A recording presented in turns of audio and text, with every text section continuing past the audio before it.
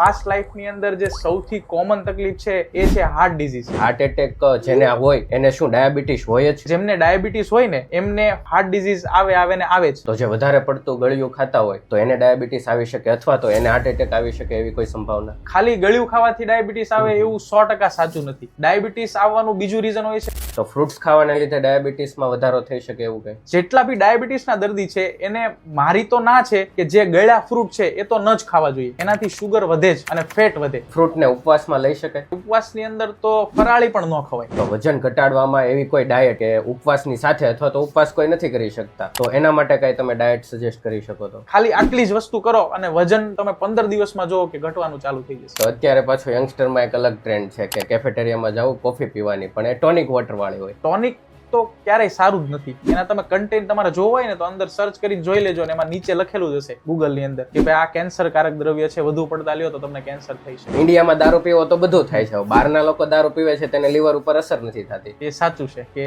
ઇન્ડિયનના જીન છે ને એ આલ્કોહોલ માટે નથી બનેલા. થાય શું કે આપણે દારૂ પીએ એટલે લીવર ફેલ થઈ જાય. તો પાન માવા ખાતા હોય તો એને ક્યારે અટકી જવું જોઈએ કે જેથી કેન્સર થી બચી શકાય? હવે તમારા મોઢાની અંદર આ 3 આંગળી ન જાય એટલે પછી સમજી લેવાનું કે હવે આપણો ધી એન્ડ આવી ગયો. હવે જે લોકો સિગારેટ પીતા હોય તો એને આઈ થિંક હાર્ટ એટેક નો પ્રોબ્લેમ વધારે આવી શકે, રાઈટ? તો એ લોકોને ક્યારે છોડવું જોઈએ? છેલ્લે એટેક આવી જાય ને ત્યાં સુધી એને કઈ ખબર જ ન હોય કે આપણે શું કરીએ છીએ. તો એવા કોઈ રિપોર્ટ અથવા તો એવી કોઈ ટ્રીટમેન્ટ યંગ એજમાં જ ખ્યાલ આવી જાય કે ભાઈ ચાલો તમે ડાયાબિટીસ તરફ જઈ રહ્યા છો અથવા તો તમને હાર્ટ એટેક આવી શકે? હું તમને પર્સનલી ઓપિનિયન આપીશ ને રિપોર્ટ કર્યા પછી જો બ્લોકેજ આવે છે તો એને પણ હું રિવર્સ કરી આપીશ તમને. નમસ્કાર મિત્રો, સ્વાગત છે આજના એપિસોડમાં. આજે આપણે વાત કરવી છે હાર્ટ એટેક, ડાયાબિટીસ, ડાયટ, વ્યસન અને વેઇટ લોસની. ત્યારે આપણે ઇન્વાઇટ કર્યા છે સરલ હાર્ટ સેન્ટરથી ડૉક્ટર જયેશ કાતરોડિયાને કે જેમણે પોતાની આગવી ટ્રીટમેન્ટથી હજારો દર્દીઓને હૃદય રોગના જટિલ ઓપરેશન જેવા કે સ્ટેન્ટ અને બાયપાસ તેના વગર હજારો દર્દીઓને ટ્રીટ કર્યા છે. તો ચાલો આજે આપણે વાત કરીએ ડૉક્ટર જયેશભાઈ સાથે. સર, તમે પ્રિવેન્ટિવ કાર્ડિયોલોજીસ્ટ છો, તો પ્રિવેન્ટિવ કાર્ડિયોલોજીસ્ટ એટલે શું એના વિશે થોડું સમજાવો. જનરલી જોઈએ ને તો 3 પ્રકારના ડોક્ટર હોય. એક સર્જરી કરતા હોય એટલે કે બાયપાસ, બીજા એવા ડોક્ટર હોય કે જે સ્ટેન્ટ મૂકતા હોય અને ત્રીજા એવા કે જે પ્રિવેન્શન કરતા હોય એટલે કે દવા, મોડર્ન સાયન્સની ટ્રીટમેન્ટ, પછી યોગા, એક્સરસાઇઝ, આ બધાથી તમારા હાર્ટ ડિઝીઝને રિવર્સ કરી શકાય. એટલે જે પ્રિવેન્શન મતલબ કે તમારા હાર્ટ ડિઝીઝને રોકવું અથવા તો કોઈને ઓપરેશન નથી કરવું તો એના માટે શું કરવું, અથવા તો એવું કે કોઈને ફેમિલીમાં હિસ્ટ્રી છે કે ભાઈ મને હાર્ટ ડિઝીઝ આવેલા છે, મારા ફેમિલીમાં એટેક આવેલા છે, તો એને રોકવા કઈ રીતે. તો આજે જે યંગ એજની અંદર જે બ્લોકેજ આવે છે 40 વર્ષે, 35 વર્ષે, અને ફાસ્ટ લાઈફની અંદર જે સૌથી કોમન તકલીફ છે એ છે હાર્ટ ડિઝીઝ. તો આ તકલીફને અમે રોકીએ, કેવી રીતે રિવર્સ કરી શકીએ, એટલે કે પ્રિવેન્શન. બરાબર. તો આ હાર્ટ ડિસીઝનું પ્રિવેન્શન એટલે કે તેની અંદર તમે કીધું અલગ અલગ પ્રકારની ટ્રીટમેન્ટ આવે છે, તો 1-2 ટ્રીટમેન્ટ વિશે જરા માહિતી આપો. સૌથી ફેમસ ટ્રીટમેન્ટ અત્યારની અને સૌથી રિઝલ્ટવાળી ટ્રીટમેન્ટ એટલે કે EECP ટ્રીટમેન્ટ. આ ટ્રીટમેન્ટ US FDA એપ્રુવ એટલે અમેરિકાની સારવાર છે અને આનાથી નેચરલ બાયપાસ થતું હોય. આ નેચરલ બાયપાસ એટલે એવું કે તમારી હૃદયની અંદર જે નળીઓ છે એને જ ખોલવી. બરાબર. પણ નવી નળીઓ, જૂની નહીં. તો આ નળીને ખોલવા માટે ECP ટ્રીટમેન્ટ હોય. આની અંદર કોઈ ચીરફાડ ન હોય અને એકદમ સારી ટ્રીટમેન્ટ હોય કે જેની અંદર તમે કોઈ પણ પ્રકારની સાઈડ ઇફેક્ટ નથી અથવા તો ટ્રીટમેન્ટ પછી કોઈ એની એવી ઇફેક્ટ નથી કે જેનાથી તમને નુકસાન થાય. બીજી ટ્રીટમેન્ટ હોય ડિટોક્સ ટ્રીટમેન્ટ. આ ડિટોક્સ ટ્રીટમેન્ટની અંદર અમે શું કરીએ કે જેમને કોલેસ્ટ્રોલ વધુ છે, જેમને શુગર વધુ છે, જેમની વ્યસન વધુ છે, સિગરેટ સ્મોકિંગ છે, આ બધાની અંદર છે ને કોલેસ્ટ્રોલ અને ક્લોટિંગ ફેક્ટર ખૂબ હાઈ હોય. તો ડિટોક્સ ટ્રીટમેન્ટથી અમે કોલેસ્ટ્રોલ ડાઉન કરીએ, શુગર ડાઉન કરીએ અને જે હાર્ટના બ્લોકેજ હોય એને રિવર્સ કરીએ. ત્રીજી ટ્રીટમેન્ટ હોય છે ડાયટ અને એની સાથે એક્સરસાઇઝ. હવે ડાયટ એટલે એની અંદર એમાં એવો ડાયટ સેટ કરીએ કે 0 ઓઇલ ડાયટ, જેનાથી તમારું ઓલમોસ્ટ બ્લોકેજ રિવર્સ થઈ શકે. અને એક્સરસાઇઝ અને એવી અમે આપીએ, એક્સરસાઇઝ છે, ફિઝિયો છે, તો એનાથી શું થાય કે તમારી જે શરીરની અંદર ઓવર સ્ટ્રેસ છે, તમે ઊંઘ ઓછી લ્યો છો, તો એને તમે મેનેજ કરી શકો. આ બધું કોમ્બિનેશન કરી અને દવા સાથે અમે ટ્રીટમેન્ટ કરીએ એટલે એનાથી તમારો જે હાર્ટ ડિઝીઝ છે એ રિવર્સ થઈ શકે અને ઓપરેશનની જરૂર ન પડે. બરાબર. હવે તમે કીધું કે નેચરલ બાયપાસ આપણે કરવાનું છે, તો બાયપાસ અને નેચરલ બાયપાસ વચ્ચે શું ડિફરન્સ કહી શકાય? નેચરલ બાયપાસ અને બાયપાસ એટલે જે ઓપરેશન કરે ને એની અંદર તમારી હાથ પગની નળીઓ હોય.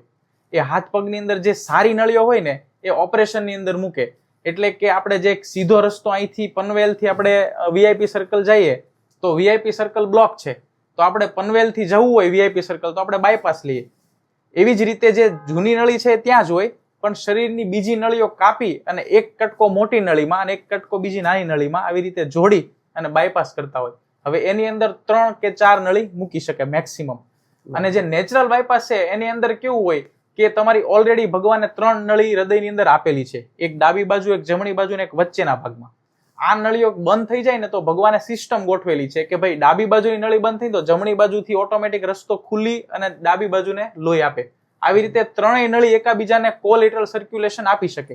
તો આ સિસ્ટમને વધુ ઓપન અમે કરીએ ECP ટ્રીટમેન્ટથી. એને નેચરલ બાયપાસ કહેવાય કે જેની અંદર અમારે બહારથી નળી નથી મૂકવાની, તમારી ઓલરેડી અંદર નળીઓ છે એને જ ઓપન કરવાની છે. તો એના માટે તમારે અમને કોન્ટેક્ટ કરવો પડે સરળ હાર્ટ સેન્ટરનો. અમારી જે ECP ટ્રીટમેન્ટ છે એ નેચરલ બાયપાસની ટ્રીટમેન્ટ છે. એની અંદર અમે ઓપરેશન વગર 20 દિવસ માટે ટોટલ 38 કલાકની સારવાર આપીએ અને ટોટલ તમારું નેચરલ બાયપાસ ઓપન કરીએ. હવે સર, તમે ઓપરેશનથી આ નળી કાપકૂપ કરવાની આપણે વાત કરી, તો પછી એમાં અને સ્ટેન્ટ મૂકવામાં ડિફરન્સ શું? કારણ કે સ્ટેન્ટમાં તો આપણે સાંભળ્યું છે કે નળી મૂકવી ના પડે એમ, તો કયા કેસની અંદર સ્ટેન્ટ મૂકી શકાય અને કયા કેસમાં બાયપાસ જરૂરી હોય છે? તો જનરલી કેવું હોય કે જ્યારે એટેક આવે, એટેક ચાલુ હોય ત્યારે ઓલમોસ્ટ ઓલવેઝ સ્ટેન્ટ મૂકવાનો હોય. બરાબર. કેમ કે જે નળી 100% બંધ થઈ ગઈ છે એને તાત્કાલિક ખોલવી પડે. જો એ ન ખોલે તો હૃદયનો પાવર ઘટી જાય, હૃદય વીક થઈ જાય. એટલે જેમને એક જ નળી બંધ છે અને અથવા તો મેક્સિમમ 2 નળી બંધ છે તો એની અંદર ઓલમોસ્ટ ઓપ્શન હોય સ્ટેન્ટનો. અને એ પણ ક્યારે કે જ્યારે એટેક ચાલુ છે. પણ જ્યારે 1, 2 કે 3 નળી વધુ બંધ છે અથવા તો 4 નળી બંધ છે તો એની અંદર સ્ટેન્ટ 4 કે 5 મુકાતા નથી. તો એની અંદર ઓલવેઝ બાયપાસ ઓપરેશન હોય. અને જો તમારે ઓપરેશન ન કરવું હોય તો અમારી જે ECP ટ્રીટમેન્ટ છે એ બેસ્ટ છે કે જેનાથી નેચરલ બાયપાસ થઈ શકે. એટલે જેમને પણ સ્ટેન્ટ મૂકવાનો છે એને ઓન ધ સ્પોટ, એટલે કે જ્યારે એટેક આવે છે ને ત્યારે જ મૂકવાનો હોય છે. અને 3, 4 કે 5 નળી બંધ છે તો એની અંદર હંમેશા બાયપાસ જરૂરી હોય છે. હવે આપણે નેચરલ બાયપાસની ફરીવાર વાત કરીએ તો નેચરલ બાયપાસમાં તમે 2-3 વસ્તુ ઇન્ક્લુડ કરેલી, કે ડાયટની વાત કરેલી, પછી શુગરની વાત કરેલી. તો એક કોમન ક્વેશ્ચન દર્શક મિત્રોનો એવો પણ હોય છે કે હાર્ટ એટેક જેને હોય એને શું ડાયાબિટીસ હોય જ? એ વસ્તુ એક મિથ ચાલે છે માર્કેટમાં, તો એના વિશે થોડું જણાવો. ઓલમોસ્ટ અમારા પેશન્ટ હોય ને એની અંદર ડાયાબિટીસ 80% ની અંદર ડાયાબિટીસ હોય. બરાબર. કેમ કે ડાયાબિટીસ છે ને લાંબા સમય સુધી રહે ને, એટલે આ હૃદય છે, પછી કિડની છે, પછી શરીરની નસો છે, પછી આંખની નસો છે, એને સૂકવી નાખે. એટલે જેમને ડાયાબિટીસ હોય ને એમને ફર્સ્ટ કે પ્રાયોરિટી કે એને હાર્ટ ડિઝીઝ આવે ને આવે જ.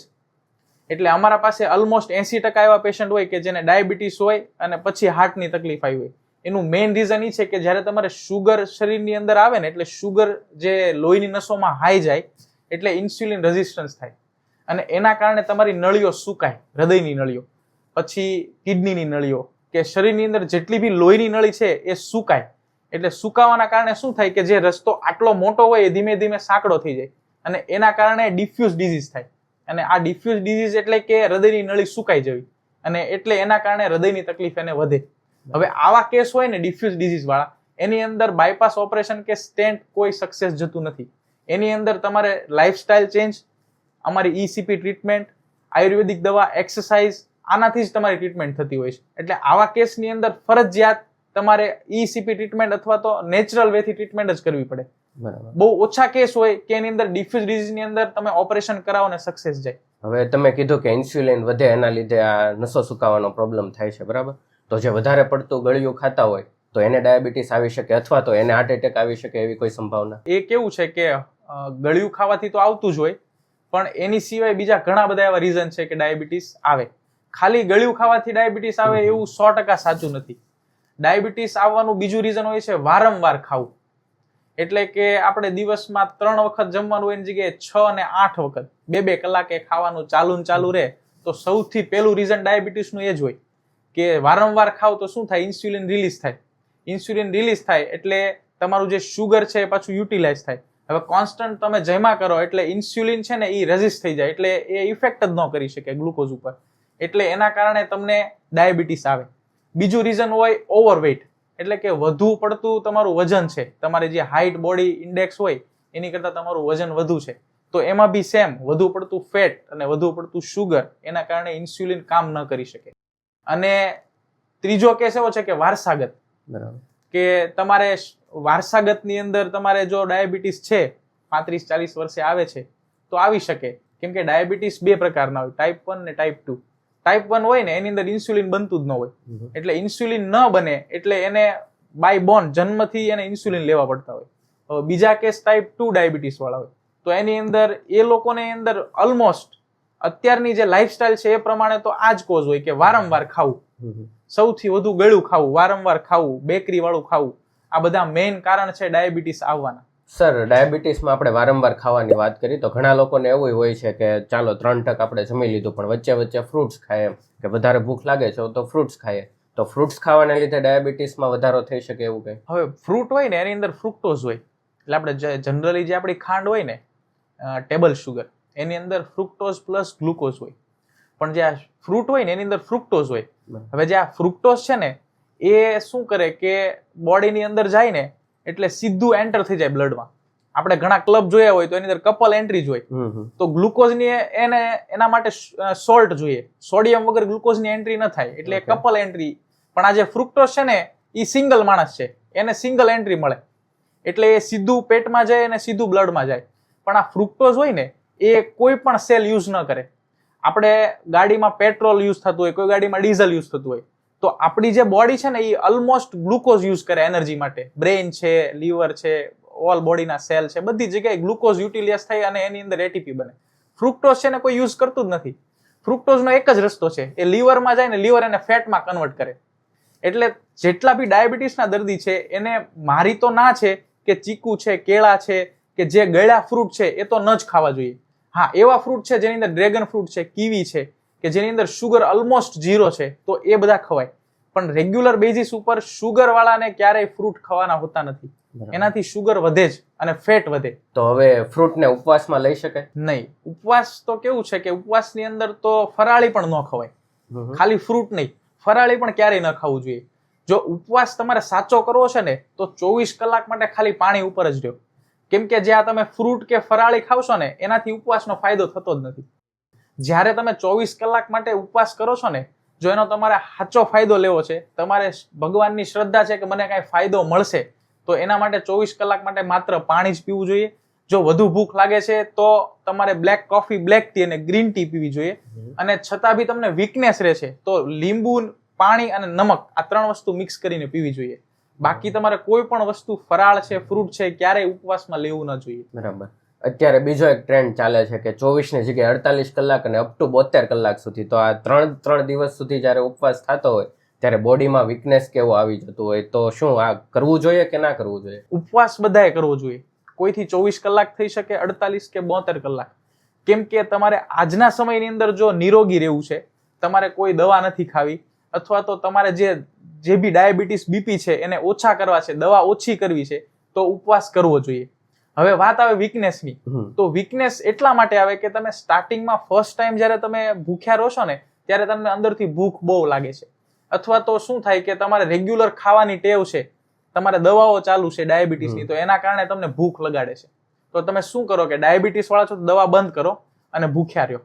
અને 24 કલાક જો ઉપવાસ કરશો ને તો તમને કેન્સર પણ નહીં આવે. કેમ કે એનાથી શું થાય કે જે નવા સેલ હોય ને એ 24 કલાક પછી જનરેટ થાય ઉપવાસ કર્યા પછી. તો એ P53 જીન હોય, અને આ જીન છે ને એ શરીરની અંદર ક્લીનિંગ કરે, કે ખરાબ સેલને કાઢે અને નવા જનરેટ કરે.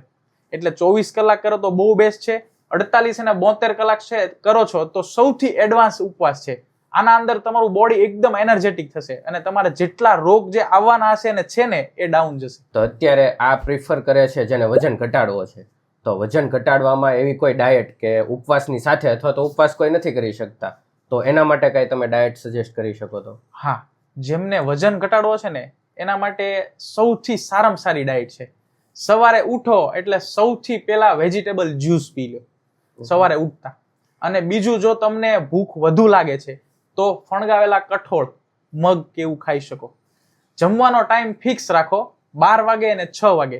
12 વાગે જમો છો ત્યારે સૌથી પહેલા સલાડ ખાઈ લો 1 થી 2 બાઉલ. પછી જો ભૂખ છે તો તમે બાફેલા કઠોળ ખાઈ લો અથવા પ્રોટીનની કોઈ બી વસ્તુ ખાઈ શકો, કે જેની અંદર એગ ખાતા હોય તો એગ ખાઈ શકો, પણ સેકન્ડ પ્રોટીન લ્યો. અને થર્ડ, જો હજુ પણ ભૂખ છે તો એક રોટી અને સબ્જી ખાઈ લો, આનાથી વધુ ન ખાઓ. સૌથી શરૂઆત તમે વેજીટેબલથી જ કરો, સલાડથી, પછી એના પછી પ્રોટીન લ્યો, અને પછી ભૂખ છે તો તમે આગળ રોટી અથવા અનાજ ખાઓ. અને સાંજે 6 વાગે એકદમ લાઇટ નાસ્તો, એની અંદર વેજીટેબલ ખીચડી છે, પછી તમને બ્લેક કોફી, બ્લેક ટી છે. તો આનાથી શું થશે? ભૂખ ઓછી થશે. અને ભૂખ ઓછી થશે ને તો તમે વેઇટ લોસ કરી શકશો, અને એ પણ ખાઈ પીને આવી રીતે. એટલે તમે જે રેગ્યુલર તમે જે પણ ડાયટ ફોલો કરતા હો અને વજન નથી ઘટતું, તો એ બધી જ ડાયટ મૂકી દો.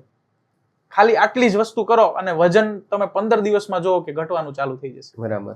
તો હવે હાર્ટના કોઈ પેશન્ટ હોય અથવા તો ડાયાબિટીસના કોઈ પેશન્ટ હોય, એના માટે કોઈ સ્પેશિયલ ડાયટ આ કેસની અંદર? હા, ઇન્ટરમિટન્ટ ડાયટ.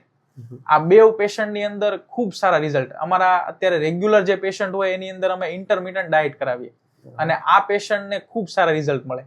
એની અંદર અમારા એક પેશન્ટ છે જેમને 45 થી 50 ઉંમર છે, ખૂબ જ ઓવર બોડી વેઇટ છે, હાર્ટનો પાવર વીક છે, શુગરની દવાઓ ચાલુ છે, બીપીની દવાઓ ચાલુ છે, બધી જ દવા ચાલુ છે, હૃદયની ટ્રીટમેન્ટ ચાલુ છે.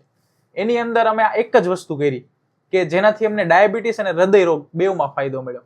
એમને અમે ઇન્ટરમિટન્ટ ડાયટ, એટલે કે 2 વખત જમવાનું અને 16 કલાક ફાસ્ટિંગ કરવાનું. હવે એ વ્યક્તિ છે ને, એમને રેગ્યુલર જમવાની 4 થી 5 વખત ટેવ હતી, એની જગ્યાએ અમે એમને 12 અને 6 એવી રીતે 2 વખત જમવાની ટેવ પર લાવી દીધા.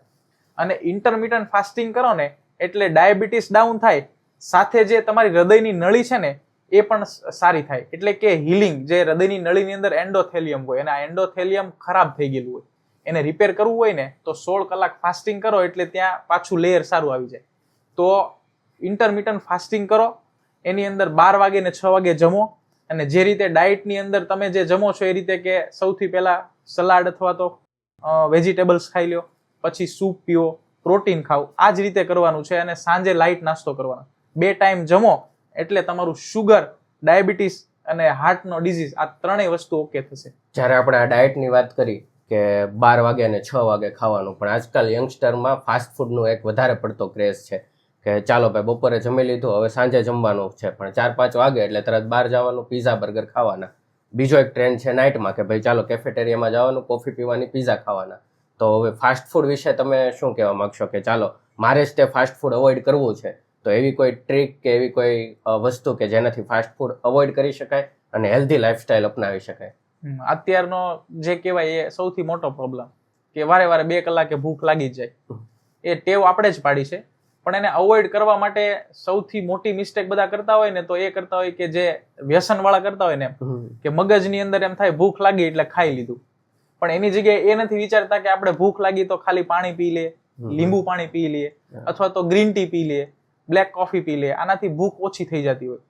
કેમ કે અત્યારે શું થાય, યંગસ્ટરની અંદર ફાસ્ટ ફોરવર્ડ લાઈફ, એટલે બધું ઉતાવળે કરવું હોય, એટલે એના કારણે સ્ટ્રેસ ડેવલપ થાય. સ્ટ્રેસ ડેવલપ થાય ને એટલે મગજને એમ થાય કે ચલો ખાઈ લઈએ. કેમ કે મગજની અંદર એક સ્વિચ હોય કે જે ભૂખ લગાડતી હોય અને તમને પેટની સંતોષી કરતી હોય. પણ જો તમે સ્ટ્રેસ વધુ લેતા હો ને તો આ ભૂખવાળી સ્વિચ ચાલુ ને ચાલુ રહે. એટલે એના કારણે શું થાય કે તમને વારે વારે ભૂખ લાગે. પણ જો તમારે ભૂખને અવોઇડ કરવી છે ને, ફાસ્ટ ફૂડને અવોઇડ કરવું છે ને, તો જ્યારે પણ ભૂખ લાગે ને ત્યારે તરત કાં તો પછી વેજીટેબલ ખાઈ લો, ફ્રૂટ ખાઈ લો એકાદું, અથવા ફ્રૂટ ને વેજીટેબલ નથી તો ગ્રીન ટી પી લો, બ્લેક કોફી પી લો. જેટલી વખત ભૂખ લાગે ને આ વારંવાર રિપીટ કરો. લીંબુ પાણી પી લો. તો એનાથી તમે છે ને ફાસ્ટ ફૂડને અવોઇડ કરશો. અને માઇન્ડસેટ એક ફિક્સ કરો કે આપણે જમવા બેસીએ ને ત્યારે જમી લેવું, પછી જમવું જ નહીં. માનો કે તમે સવારે જમો છો તો બેઠા ત્યારે જેટલી ભૂખ છે જમી લ્યો. પછી માઇન્ડસેટ એવું ડેવલપ કરો કે હવે આપણે 12-2 વાગે જ ખાવું છે અથવા સાંજે જ ખાવું છે. તો જ તમે ફાસ્ટ ફૂડ છોડી શકો. અને સ્ટ્રેસ વાળી લાઈફ છે તો એને થોડીક હેન્ડલ કરો એ રીતે કે યોગા કરો, મેડિટેશન કરો, થોડું માઇન્ડને શાંત કરો, તમને મજા આવે એ વસ્તુ કરો, તમારો માઇન્ડને ડાયવર્ટ કરો. એટલે તમે ફાસ્ટ ફૂડ તરફ નહીં જાઓ. તમને ભૂખ લાગે છે, મ્યુઝિક સાંભળવા મળો, તો માઇન્ડને અલ્ટરનેટલી તમે છે ને શિફ્ટ કરો બીજી તરફ. એટલે તમને ફાસ્ટ ફૂડની તલબ ઓછી થઈ જશે અને ભૂખ પણ વારંવાર લાગતી ઓછી થઈ જશે. બરાબર. હવે તમે બ્લેક કોફીની વાત કરી, તો અત્યારે પાછો યંગસ્ટરમાં એક અલગ ટ્રેન્ડ છે કે કેફેટેરિયામાં જવું, કોફી પીવાની, પણ એ ટોનિક વોટર વાળી હોય, એસ્પ્રેસો. તો શું એ લેવી જોઈએ અથવા તો કેટલી માત્રામાં લેવી જોઈએ? ટોનિક તો ક્યારેય સારું જ નથી. ટોનિકની અંદર તમે કન્ટેન્ટ જોશો ને અને પછી તમે ગૂગલમાં સર્ચ કરશો એટલે એ કન્ટેન્ટ તમને કેન્સર તરફ લઈ જતા હોય. શું વાત છે. અને એની અંદર જે બી એનર્જી એડ કરેલી હોય એ આર્ટિફિશિયલ હોય. એટલે આ એનર્જી બી કેવું છે કે આપણું નેચરલ બોડી છે એ ગ્લુકોઝ માટે બનેલું છે, ગ્લુકોઝ એનર્જી માટે. હવે તમે શું કરો છો, બ્લેક કોફી પીવો છો. બ્લેક કોફી ખૂબ સારી છે, એની અંદર કેફીન હોય છે, પણ એ છે ને તમારું અમૃત સમાન કામ કરે. એટલે બોડીની અંદર રિપેરિંગ કરે, તમારા બોડીની અંદર જે બી ડેમેજ થતું હોય એને રોકે, તમારી ભૂખને નોર્મલ કરે. તો કોફી ઓલવેઝ સારી છે. એટલે કહેવાય ને કે ઝેર છે, પણ ખૂબ સારું ઝેર છે. પણ તમે એની અંદર ટોનિક વોટર નાખો છો એટલે એનો જે બેનિફિટ હોય છે ને જતો રહે. એટલે ટોનિક વોટર તમે એટલા માટે લ્યો છો કે ભાઈ હું એનર્જેટિક થઈ જાઉં, પણ ખાલી બ્લેક કોફી પીવો ને તો બી એનર્જી રહે બોડીમાં. એવું નથી કે ટોનિક વોટર નાખવું, પણ ટોનિક વોટર ખરાબ છે. એના તમે કન્ટેન્ટ તમારે જોવો હોય ને તો અંદર સર્ચ કરીને જોઈ લેજો, ને એમાં નીચે લખેલું જ હશે ગૂગલની અંદર કે ભાઈ આ કેન્સરકારક દ્રવ્ય છે, વધુ પડતા લ્યો તો તમને કેન્સર થઈ શકે. એટલે ટોનિક વોટર વાળી કોફી ન પીવી જોઈએ. બરાબર. હવે આપણે વ્યસનની વાત કરી તો ઘણા બધા કેસની અંદર ચાલો દારૂની વાત આવે છે, તમાકુની વાત આવે છે, તો એક બીજો પ્રશ્ન એવો રહે છે કે દારૂ છોડાવવાના તો બહુ બધા વિડીયો બની ગયા છે, પણ એક ક્વેશ્ચન કેવો આવે, આ થોડોક રમૂજી ક્વેશ્ચન છે કે ભાઈ ઇન્ડિયામાં દારૂ પીવો તો બધું થાય છે, બહારના લોકો દારૂ પીવે છે તેને લીવર ઉપર અસર નથી થતી, તો આ મિથ કે આના વિશે તમે શું કહેવા માંગશો? એ સાચું છે કે ઇન્ડિયનના જીન છે ને એ આલ્કોહોલ માટે નથી બનેલા. બરાબર. એટલે થાય શું કે આપણે દારૂ પીએ એટલે લીવર ફેલ થઈ જાય. હવે રશિયન કન્ટ્રી છે ને એમાં મોર્નિંગમાં એ બ્રેકફાસ્ટ કરે ને એની સાથે વાઇન વિસ્કી હોય, એને ચા ન હોય. કેમ કે રશિયનના જે જીન છે ને એની અંદર એડીએચ હોય. એડીએચ એટલે આલ્કોહોલ ડિહાઇડ્રોજિનેઝ, એટલે જે આલ્કોહોલ જે એનર્જી છે ને એને બ્રેકડાઉન કરી દે, એટલે એને લીવરને ડેમેજ ન થાય. હવે આપણા લીવર છે ને એની અંદર એડીએચ છે જ નહીં, બોડીમાં નથી. એટલે જે આલ્કોહોલ જાય ને એ લીવરની અંદર જ રહે. કેમ કે લીવરનું કામ કેવું છે કે ટોલ નાકા જેવું છે, બધું ટોક્સિન પકડી રાખે અને બધું ક્લિયર કરી અને પછી જ બોડીમાં જવા દે. એટલે જે આ આલ્કોહોલ છે લીવર બોડી માટે ટોક્સિન છે. એટલે લીવર એને શું કરે કે પચાવવાની કોશિશ કરે, ખૂબ બ્રેકડાઉન કરવાની કોશિશ કરે, એની અંદર લીવરના સેલ ખરાબ થઈ જાય. અમુક ટાઈમ એવું આવે કે લીવરના સેલ કામ કરતા બંધ થઈ જાય, ફેટી લીવર અને ફાઇબ્રોસ. ફાઇબ્રોસ એટલે કેવું કે એકદમ હાર્ડ પથ્થર જેવું લીવર થઈ જાય, તો એ પછી કામ કરતું બંધ થઈ જાય. એટલે એ આપણા અંદર લીવર ફેલ થઈ જાય. પણ રશિયન કે ફોરેન કન્ટ્રીમાં ન થાય. એનું મેઇન રીઝન આ એન્ઝાઇમ છે એડીએચ, અને એ ફોરેન કન્ટ્રીની અંદર હોય છે બાય બોર્ન, આપણામાં નથી હોતું. આલ્કોહોલની તો આપણે વાત કરી, પણ અત્યારના સમયમાં હવે પાન માવા એક ખૂબ જ કોમન વસ્તુ છે. તો પાન માવા ખાતા હોય અને મોઢું પણ ના ખુલતું હોય, એક સમય એવો આવી ગયો હોય કે આને કેન્સર થશે એમ, તો એને ક્યારે અટકી જવું જોઈએ કે જેથી કેન્સરથી બચી શકાય? હવે તમારા મોઢાની અંદર આ 3 આંગળી ન જાય એટલે પછી સમજી લેવાનું કે હવે આપણો ધી એન્ડ આવી ગયો છે. 3 આંગળી તમારું મોઢું નથી ખુલતું એટલે તમારે આજથી માવા બંધ કરી દેવા જોઈએ. કેમ કે એ સાઇન છે તમારી બકલ મ્યુકોઝા છે એ ફાઇબ્રોસ થઈ ગઈ છે. એટલે કે તમારા મોઢાના જે અંદરના સ્નાયુ અને જે મ્યુકોઝા છે એ ફાઇબ્રોસ એટલે એવું કે કઠણ થઈ ગયા છે, ઇલાસ્ટિસિટી જતી રહી છે. હવે એનો એન્ડ સ્ટેજ આવી ગયો છે. હવે એ રિપેર નહીં થાય, હવે રિવર્સ નહીં થાય. એટલે જે પણ વ્યક્તિઓ માવા ખાય છે અને મોઢું 3 આંગળીથી ઓછું ખુલવા માંડ્યું છે તો એને આજથી જ માવા બંધ કરી દેવા જોઈએ. કેમ કે એને હવે એન્ડ આવી ગયો છે, હવે એને સીધું કેન્સર જ આવશે. એ બકલ મ્યુકોઝા તમારા ફિક્સ થઈ ગયા છે, ત્યાંના સેલ ખરાબ થઈ ગયા છે, રિવર્સ નથી થઈ શકતા. અને જો તમારે 3 આંગળી મોઢું ખુલે છે ને બંધ કરી દો છો, અને જો તમારે ખોલવું છે કે ભાઈ મારે હવે મોઢું ખોલવા માટે શું કરવું, તો ઘર બેઠા એક એક્સરસાઇઝ છે, એ ચાલુ કરો. એ બેનિફિટ આપશે તમને. 3 માંથી 4 આંગળી ખુલવા મળશે. એના માટે તમે સૌથી પહેલી કસરત કરો, ઓ આવી રીતે ઓ બનાવો અને આ 5 સેકન્ડ માટે રાખો ને ધીમે ધીમે છોડો. પછી સાઈડ બાય સાઈડ આ જડબું છે એને સાઈડ બાય સાઈડ મુવમેન્ટ આપો. એ 5 સેકન્ડ માટે એ કરો. અને ત્રીજી કસરત છે ફૂગો. આવી રીતે ફૂગો. આ 3 કસરત તમે 5-5 મિનિટ માટે રોજે કરો અને મોઢા પર અહીંયાથી છે ને એક તેલનું મસાજ કરાવો રોજે 5 મિનિટ માટે. આ એક્સરસાઇઝ ચાલુ કરો અને માવા છોડો. જો તમને મોઢું ખુલવા લાગે છે તો સમજો કે તમે કેન્સરથી બચી શકો છો. બરાબર. હવે જે લોકો સિગારેટ પીતા હોય, સિગારેટ ડેઇલી લાઈફમાં કન્ઝ્યુમ કરતા હોય, તો એને આઈ થિંક હાર્ટ એટેકનો પ્રોબ્લેમ વધારે આવી શકે, રાઈટ? તો એ લોકોને ક્યારે છોડવું જોઈએ? હવે જે સિગરેટ પીવે છે ને એ કેવું છે કે કોન્સ્ટન્ટ ચાલુ હોય છે સિગરેટ પીવાનું. કોઈ 2, 5, 10, 25. પણ એને શું હોય કે છેલ્લે એટેક આવી જાય ને અથવા સ્ટ્રોક આવી જાય ત્યાં સુધી એને કાંઈ ખબર જ ન હોય કે આપણે શું કરીએ છીએ. તો એના માટેની સૌથી પહેલી જે સાઇન આવે ને એ હોય હેર લોસ. એટલે જે આપણે શોક્સ પહેરીએ ને મોજા, એની ઉપરના ભાગની અંદર અલ્ટરનેટ હેર લોસ થવા મળે, એટલે વાળ ખરવા લાગે. ત્યાંની સ્કિન છે એ શ્રિંક થવા મળે. એટલે સમજવાનું કે આપણી જે નાની નસો છે ને, જે સ્કિનને લોહી આપે છે, ત્યાં બ્લડ ઓછું મળવા મળ્યું, પુઅર સપ્લાય થઈ ગઈ. સેકન્ડ સાઇન કેવું હોય કે તમે અડધી કલાક પણ ઊભા ન રહી શકો. જેવા તમે ઊભા રહ્યો ને થાક લાગવા મળે અને બેસી જાઓ, કેમ કે જે મસલ્સ હોય એની અંદર ક્રેમ્પ આવવા મળે. ક્રેમ્પ આવવાનું મેઇન કારણ હોય પુઅર બ્લડ સપ્લાય, એટલે ત્યાં લોહી નથી મળતું. ત્રીજી સાઇન હોય કે તમે જ્યારે દાદર ચડો ને, એટલે બીજો માળ ચડો ને, ત્યાં એમ થઈ જાય કે હવે જીવ વયો જશે. આ બધી જ સાઇન છે પુઅર બ્લડ સપ્લાયની છે. સાથે તમારી જે આ કાનની બુટી હોય ને, ત્યાં કાનની બુટીથી આવી રીતે ક્રીઝ પડે, જે પેલા ન હોય. તમારા ફોટા જોવો હોય ને અને સિગરેટ પીતા હોય, તમારો જૂનો ફોટો જોવો હોય તો જોઈ લેજો. અહીંયા કાનથી એક ક્રીઝ હોય, એને ફ્રેન્ક સાઇન કહેવાય. આ ક્રીઝ પેલા નહીં હોય, પછી પડશે અહીંયાથી બુટીથી આવી રીતે. એ ક્રીઝનું સાઇન બી એ હોય કે તમારી નળીઓ સુકાવા લાગી છે, તમારે બ્લડ ઓછું મળવા લાગ્યું છે. તો આટલી સાઇન ચાલુ થઈ ગઈ છે ને, તો આજથી જ તમે સિગરેટ છોડી દો, કેમ કે તમારી જે લોહીની નસો છે એ સુકાવા લાગી છે અને બ્લડ ઓછું મળવા લાગ્યું છે. એટલે જો શરીરની નસો સુકાવા મળે તો અલ્ટરનેટ હૃદયની નસ પણ સુકાવાની ચાલુ થઈ ગઈ હોય, ત્યાં બ્લોકેજ બનવા માંડ્યા હોય. તો તમે આજથી જ સિગરેટ છોડો. અને જો આ સાઇન છે તો અમને કન્સલ્ટ કરો 9428530995. આ નંબર પર કોન્ટેક્ટ કરો, અમારો ફ્રી ઓપિનિયન મેળવો અને અમારા એડ્રેસ પર તમે તપાસ માટે આવો. બરાબર. હવે સર, આ તમે તપાસની વાત કરી અને આપણે સિગારેટ અને આલ્કોહોલ એ બધી યંગસ્ટરમાં વાત કરી, તો એવા કોઈ રિપોર્ટ અથવા તો એવી કોઈ ટ્રીટમેન્ટ કે જેનાથી આપણે યંગ એજની અંદર હાર્ટ એટેકથી બચી શકીએ, અથવા યંગ એજમાં જ તે ખ્યાલ આવી જાય કે ભાઈ ચાલો તમે ડાયાબિટીસ તરફ જઈ રહ્યા છો અથવા તો તમને હાર્ટ એટેક આવી શકે? હા, હવે હાર્ટ માટે સ્પેશિયલ રિપોર્ટ હોય ને, એ 35 થી 40 એજ અમે કરાવતા હોય.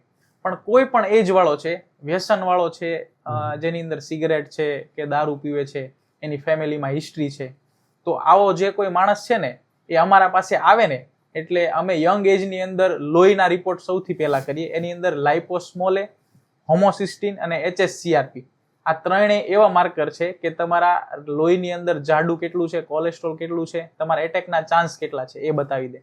સેકન્ડ અમે રિપોર્ટ કરતા હોઈએ TMT, stress echo, stress test કહેવાય. એની અંદર ચલાવી અને તમને ફિટનેસ જોવે.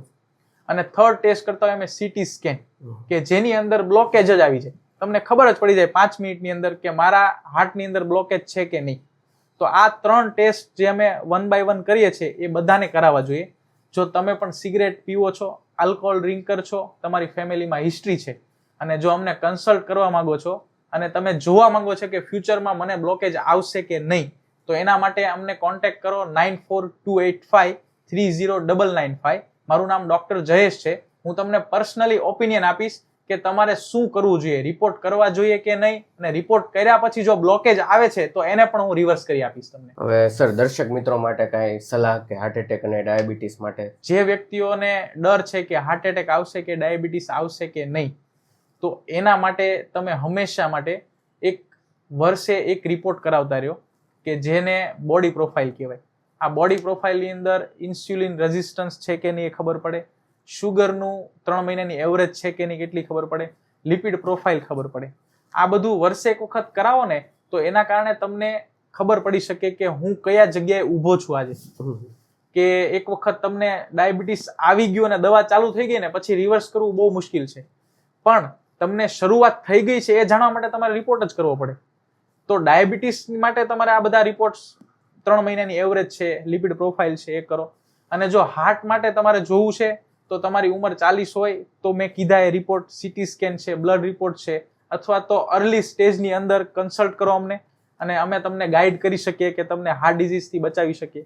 તમારે ફેમિલી હિસ્ટ્રી છે તો તમારે એટેકની હિસ્ટ્રી 40 વર્ષે તમારે બધાને એટેક આવી ગયા છે, ડેથ થઈ ગઈ છે, તો એવા વ્યક્તિઓ છે તો એને અમે ગાઈડ કરી શકીએ કે ભાઈ તમે આ જે હાર્ટ ડિઝીઝ છે ને રિવર્સ કરી શકો છો. જો કોઈ વ્યક્તિ આ રિપોર્ટ કરવા માંગે છે અને એ એવું વિચારે છે કે મારે ફિટનેસ ટેસ્ટ અને બ્લડ રિપોર્ટ્સ જોવા છે, તો એની અંદર મારું કન્સલ્ટેશન ફ્રી ઓફ કોસ્ટ રહેશે, મારી ગાઈડન્સ ફ્રી ઓફ કોસ્ટ રહેશે, અમારી તરફથી મળતા ડાયટ પણ ફ્રી ઓફ કોસ્ટ રહેશે. એટલે જે વ્યક્તિ આ રિપોર્ટ્સ કરાવવા ઈચ્છે છે એ કોન્ટેક્ટ કરે અને અમારો ઓપિનિયન અને અમારું કન્સલ્ટિંગ ફ્રી કરાવે. ખૂબ ખૂબ આભાર આ એપિસોડને છેલ્લે સુધી જોવા માટે.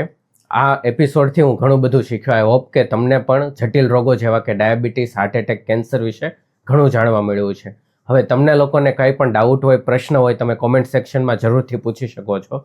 અને આવા જ લાઈફ સેવિંગ વિડીયો જોવા માટે અમને સબસ્ક્રાઇબ કરો અને મળીએ નવા ગેસ્ટ સાથે નવા એપિસોડમાં. Thank you.